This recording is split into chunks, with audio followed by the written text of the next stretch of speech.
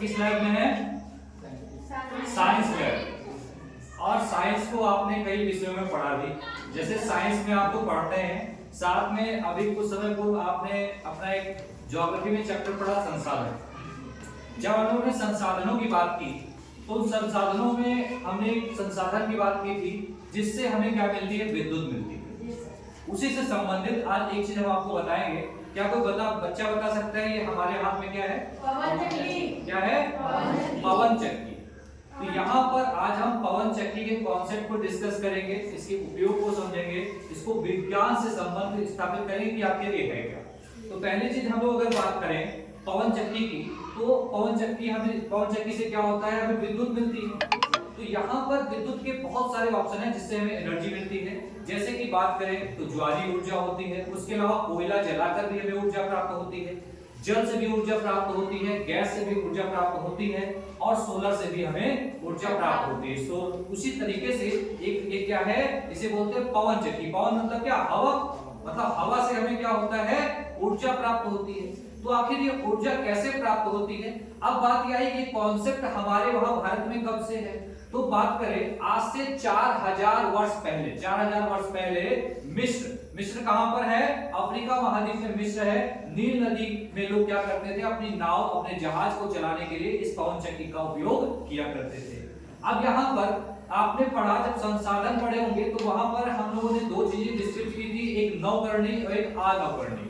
तो यहाँ पर जब हम लोग बात करते हैं नवकरणीय ऊर्जा कहा जाता है पवन ऊर्जा को।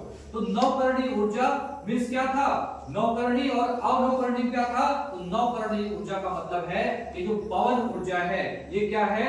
ये प्रदूषण क्या है? इससे हमारे भारत में या कहीं भी क्या होता है? प्रदूषण नहीं होता है। और इससे क्या होता है? इससे जो स्रोत है, स्रोत क्या है? हमारा हवा। और हवा को आप कितना भी उपयोग करो, हवा कभी खत्म नहीं होती। वही इसके अपोजिट हमने अनवकरणीय पढ़ा था, तो उसमें क्या था कि अगर जैसे कोयले को आप जलाओगे तो कोयला खत्म हो रहा है, पेट्रोल को जलाओगे तो पेट्रोल खत्म हो रहा है और पर्यावरण को नुकसान भी पहुंचा रहा है। लेकिन यहाँ पर ये हमारे पर्यावरण को नुकसान भी नहीं पहुंचाता और इसकी जितनी भी आप उसका उपयोग करो ये खत्म भी नहीं होता।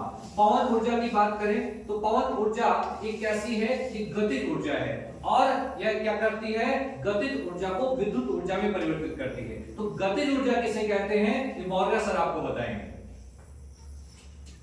ठीक है, जैसा कि अभी सर ने बता दिया आप लोगों को कि गतिज ऊर्जा कैसी होती है ना, कि गतिज ऊर्जा क्या है। और इससे पहले आप सभी लोगों ने अच्छे से अध्ययन किया है कि ऊर्जा किसे कहते हैं, है ना। आप लोगों को अच्छे से अध्ययन कर चुके हैं कि ऊर्जा क्या है। क्या कोई बता सकता है कि ऊर्जा है क्या? बताइए। कार्य करने की क्षमता को ऊर्जा कहते हैं। और आपने रसायन विज्ञान में एक चीज और भी पढ़ी है कि ऊर्जा को ना तो बनाया जा सकता है और ना ही नष्ट किया जा सकता है। केवल ऊर्जा का क्या कर सकते हैं कि एक रूप से उसको दूसरे रूप में परिवर्तित कर सकते हैं। यही तो पढ़ाया गया है, ठीक। और उसके बाद बता दें कि जैसे कि जो हमारी वायु की पवन चक्की है, तो पवन चक्की में वायु गति करने से यानी गतिज ऊर्जा को स्थितिज ऊर्जा में बदल देती है पवन चक्की। अब गतिज ऊर्जा क्या है कि गतिज ऊर्जा वह है कि जो आपकी जो एयर फ्लो कर रही है, जो वायु है वो बहती है, बहने के साथ जो इसमें पर लगे होते हैं, जो पंखे होते हैं, इन पंखों को टकरा करके यानी गति के माध्यम से टकराती है। फिर इन पंखों को राउंड, पंखे जो है ना राउंड कर देते हैं। राउंड करने से इसमें मोटर लगा होता है, जो कि मोटर क्या करता है? उस गतिज ऊर्जा को एक विद्युत ऊर्जा में वह बदल देता है। जैसा कि यहाँ देख सकते हैं, ये देखिए जैसे कि आपके पंखा है। अब ये क्या है? टावर काफी 100-200 फुट ऊंचाई पे लगाया जाता है, इसमें फैन होता है और मोस्टली ये ऐसी जगहों पे लगाया जाता है जहां पर हवाएं ज्यादा आती हैं। ये मुख्य रूप से पहाड़ी क्षेत्रों में या समुद्र के किनारे जहां हवा का वेग ज्यादा होता है।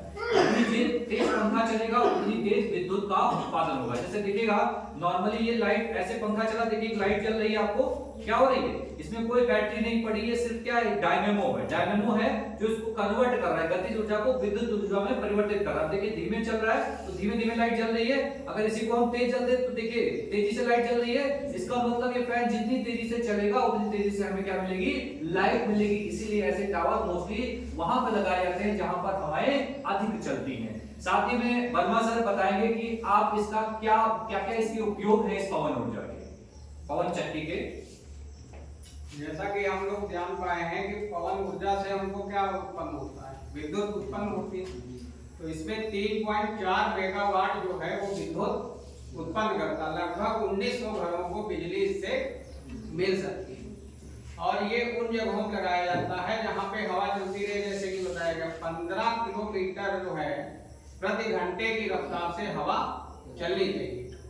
इसका उपयोग जो है हम लोग जो है जैसे आटा पिसाते हैं, है ना, उसमें कर सकते हैं। आटा चक्की लगाते हैं, उसमें इसका प्रयोग किया जा सकता है। लाइट में इसका विद्युत ही बनाते हैं इससे, है ना, तो इससे विद्युत में भी क्या करते हैं, इसका काम कर सकते हैं। क्योंकि अभी हमने सुना नवीकरणीय और अनवीकरणीय ऊर्जा।